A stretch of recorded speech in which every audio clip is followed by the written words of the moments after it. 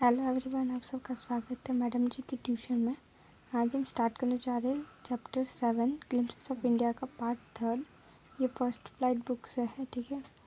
और part third का नाम क्या है? Tea from Assam. इसके राइटर का नाम है अरूप कुमार दत्ता।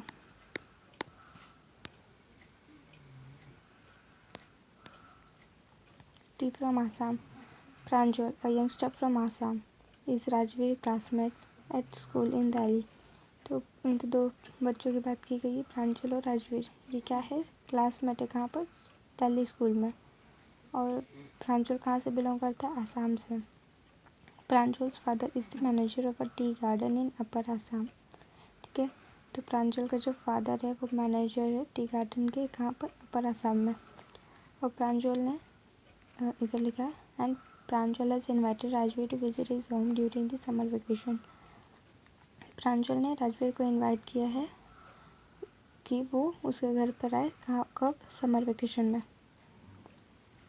चाय गरम चाय। A vendor called out in a high pitch voice.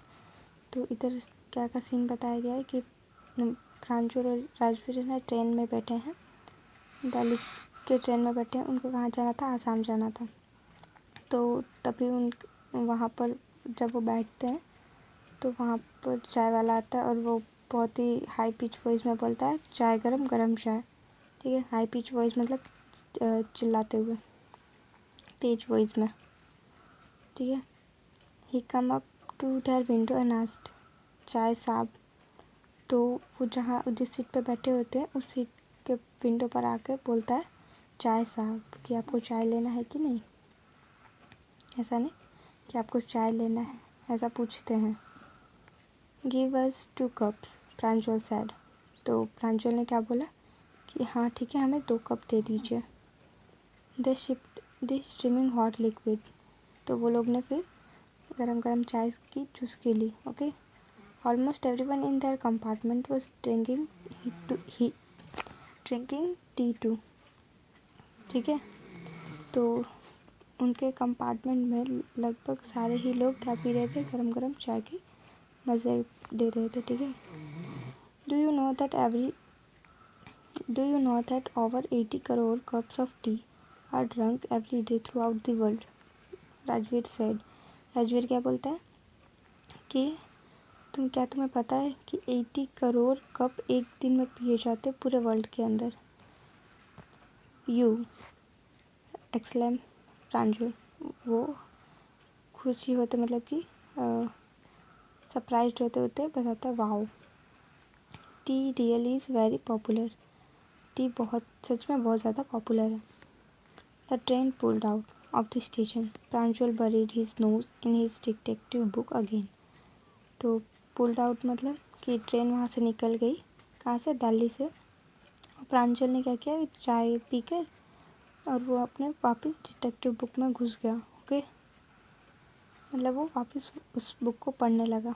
Rajveer too was an ardent fan of detective stories, but at the moment he was keener on looking at the beautiful scenery. Rajveer को भी detective book पढ़ना पसंद था, but उस समय वो train में बैठा था और उसको बुक से ज़्यादा ब्यूटीफुल सीनरी, बाहर की जो हरियाली थे वो देखने में उसको ज़्यादा आनंद आ रहा था। It was green everywhere. वहाँ चारों तरफ हरियाली ही हरियाली थी, okay. Rajveer had never seen so much greenery before. तो राजवीर ने इससे पहले इतना ग्रीनरी नहीं देखा था। Then the soft green paddy field gave up to tea bushes. तो धान की खेती के बाद क्या देखने को मिला? टी बुशेस, टी की खेती देखने को मिली, ठीक है।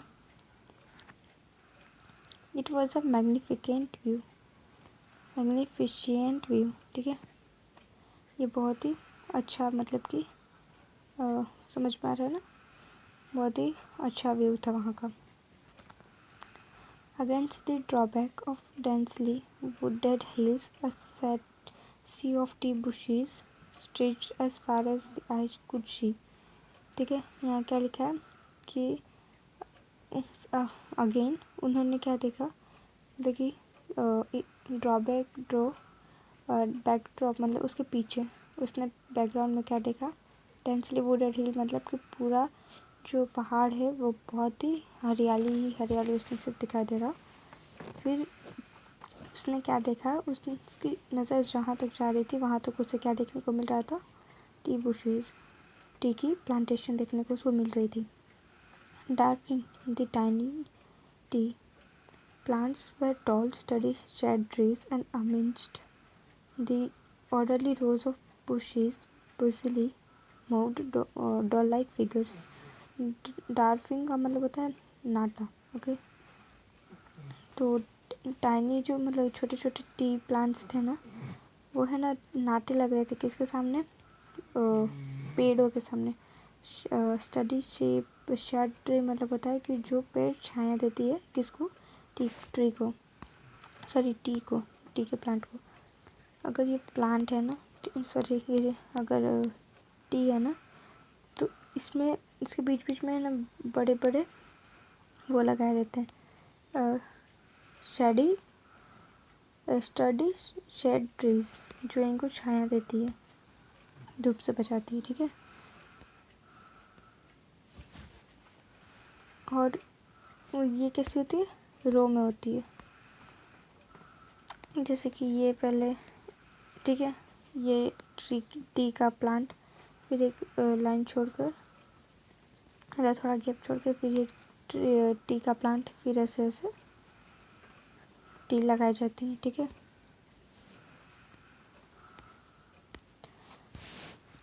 और क्या हो रहा था, जब मतलब कि देखा गया ना, तो ऐसा लग रहा था कि रो ऑफ बुशेस बिजली मूव डॉल लाइक फिगर, तो उनके बीच में ना ऐसा लग रहा था कि डॉल लाइक फिगर है। डॉल लाइक फिगर मतलब कि अगर ये टी है तो इसके बीच में टी, डॉल लाइक फिगर का मतलब होता है T Plucker, okay, T Plucker.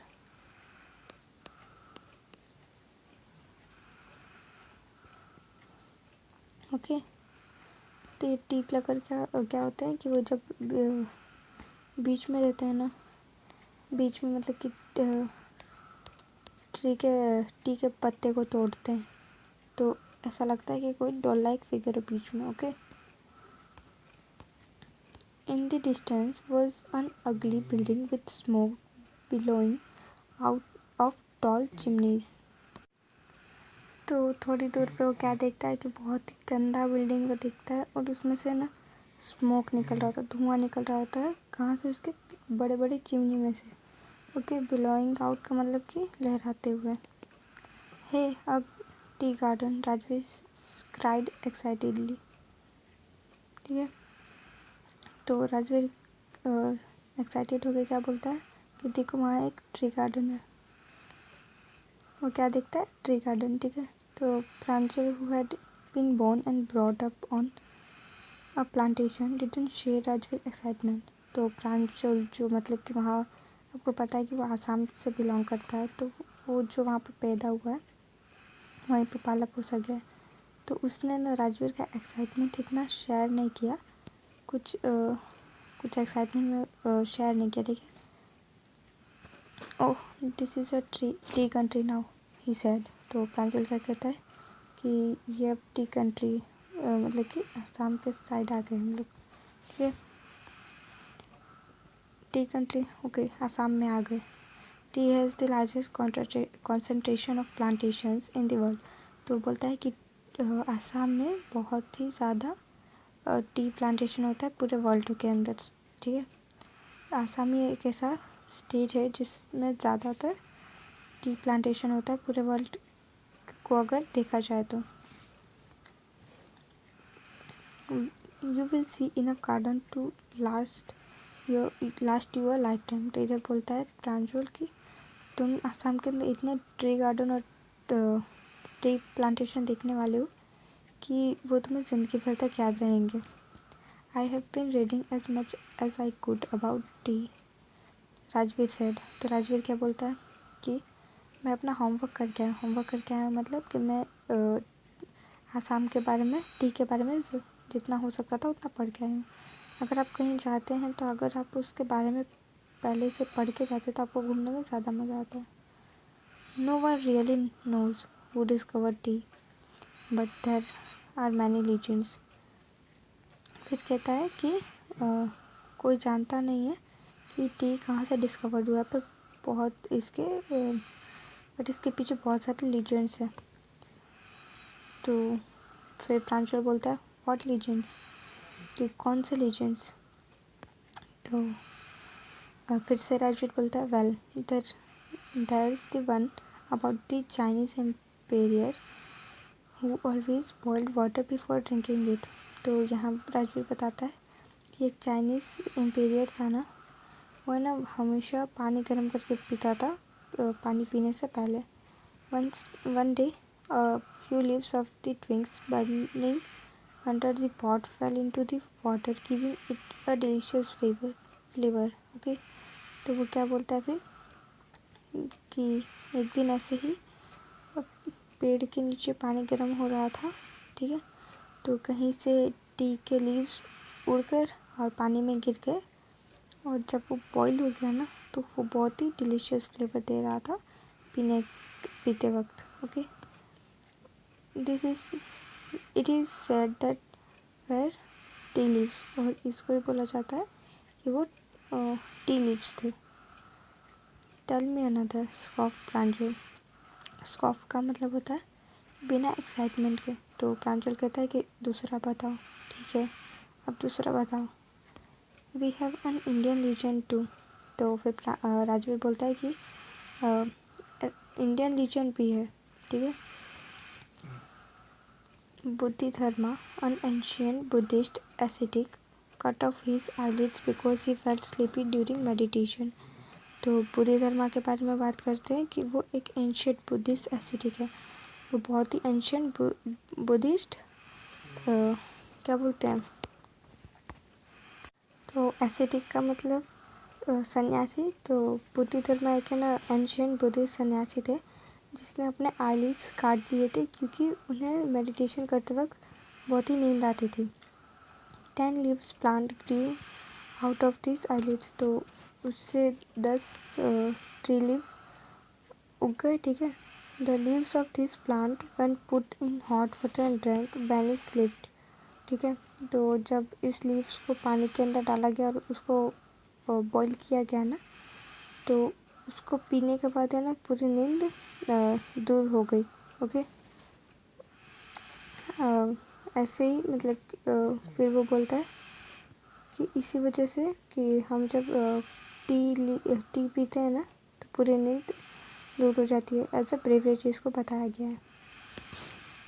T was first drunk in China, Rajveer से। तो राजवीर बताता है कि सबसे पहले टी है ना कहाँ पिया गया था, चाइना के अंदर। as far back as 2700 BC, ठीक है। इधर क्या बोला गया, तो वो बताता है कि 2700 BC में फर्स्ट टाइम चाय पिया गया था। कहाँ पर, चाइना में।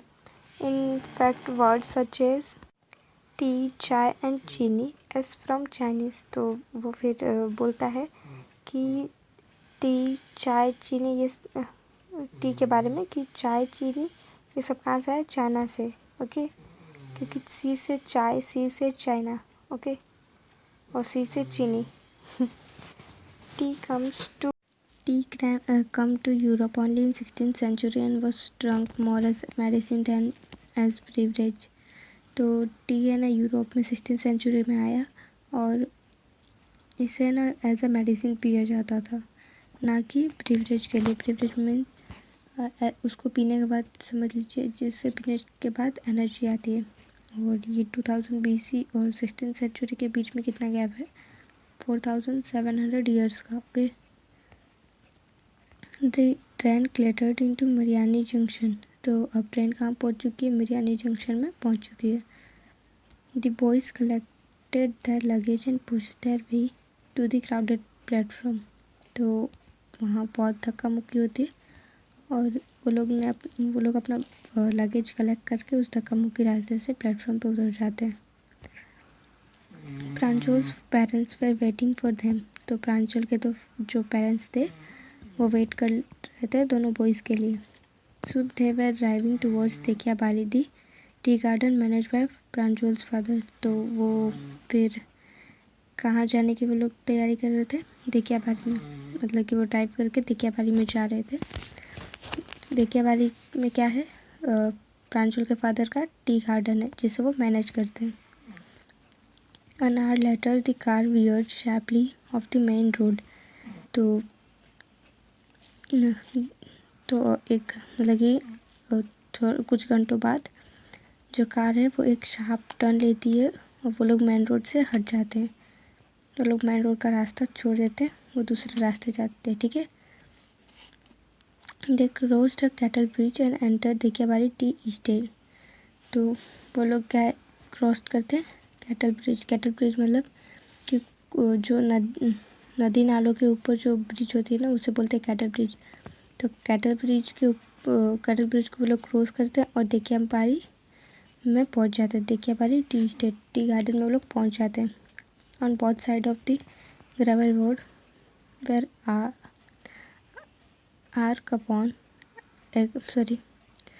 acre upon acre of tea bushes all neatly pruned to the same height। ठीक है, तो इधर क्या बोला गया है? ग्रेवल रोड मतलब कि कच्चे रोड। तो वो लोग कच्चे रोड के ऊपर आ गए हैं, ठीक है। तो वो उनके दोनों साइड क्या है? एकड़ अपॉन एकड़, मतलब बहुत ही दूर दूर तक टी बुशेस है। टी बुशेस मतलब कि टी का प्लांटेशन हुआ, ठीक है, मतलब कि वहाँ पर टी के बागान हैं।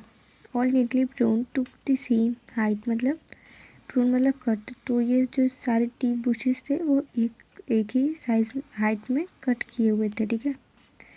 Group of tea pluckers with bamboo basket on their back wearing plastic aprons were plucking the newly spotted leaves। तो टी प्लकर तो मैंने बताया था, क्या बताया था? जो टी के पत्ते को तोड़ती हैं, ठीक है, या तोड़ता है, ठीक है। तो ग्रुप ऑफ टी प्लकर थे, उनके पीठ पे क्या था? बाम्बू का बास्केट था, बांस की बास्केट था, ठीक है, उनके पीठ के ऊपर। और उन्होंने एप्रॉन पहना हुआ था। एप्रॉन जो किचन में जैसे कि खाना बनाते वक्त एप्रॉन पहनते हैं ना, वैसे ही टी प्लकिंग के वक्त एप्रॉन पहना जाता है। वो कुछ अलग टाइप का एप्रॉन होता है।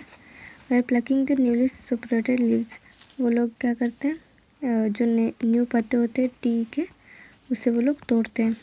प्रांजल father slowed down to allow the tractor pulling a trailer load of tea leaves to pass। तो प्रांजल के जो फादर वो ड्राइव करते हैं, तो वो क्या करते हैं? ड्राइविंग स्लो कर देते हैं। क्यों? क्योंकि एक ट्रैक्टर को पास होने के लिए, ठीक है, वहाँ से जाने के लिए उसको रास्ता देते हैं और अपना जो कार है वो स्लो कर देते हैं, ठीक है। This is the second flush और sprouting period isn't it mister Barua, Rajvir said asked. ठीक है, तो राजवीर क्या बोलता है? किसको बोलता है? मिस्टर बरुआ। मिस्टर बरुआ कौन है? प्रांजल के फादर। तो प्रांजल के फादर का नाम क्या है? मिस्टर बरुआ। तो वो मिस्टर बरुआ से कहते हैं कि ये सेकंड पीरियड है ना, या फिर सेकंड फ्लश है ना, या फिर सेकंड फ्लश को क्या बोल सकते हैं? Sprouting period. तो ये सेकंड फ्लश है। सेकंड फ्लश का मतलब कि जैसे कि 3 फ्लश होते हैं, इसमें तीन बार इसे प्लकिंग किया जाता है, ठीक है। फर्स्ट फ्लश स्प्रिंग में आता है, सेकंड ऑटम, हाँ नहीं, फर्स्ट स्प्रिंग में आता है, सेकंड समर या फिर मानसून में आता है, और थर्ड ऑटम में आता है। ओके, तो वो मिस्टर बरुआ से बोलता है कि ये सेकंड फ्लश है ना, तो it last from May to July and yields the best tea. कि ये जो सेकंड फ्लश रहता है वो मई से जुलाई तक रहता है, ठीक है, और इसका जो चाय बनता है ना वो बहुत ही बेस्ट चाय बनता है। You seem to have done your homework before coming, Pranjal's father said in surprise. तो प्रांजल के फादर सरप्राइज होते हैं और बोलते हैं कि लग रहा है तुम यहाँ पर आने से पहले अपना होमवर्क करके आए हो, मतलब कि यहाँ के बारे में पढ़ कर आए हो। Yes mister Barua, Rajveer admitted. तो राजवीर भी हाँ में हाँ बोलता है और बोलता है कि हाँ मैं यहाँ पर अपना होमवर्क करके आया हूँ, यहाँ के बारे में थोड़ा जान के आया हूँ। But I hope to learn much more while I am here. और फिर वो बोलता है कि मैं चाहता हूँ कि मैं जब तक यहाँ पर हूँ इससे भी ज़्यादा मैं जानकारी ले पाऊँ यहाँ के बारे में। ओके, तो if you like my video subscribe my channel and like my video. If you have any doubt you can comment in comment section. Thank you for watching my video.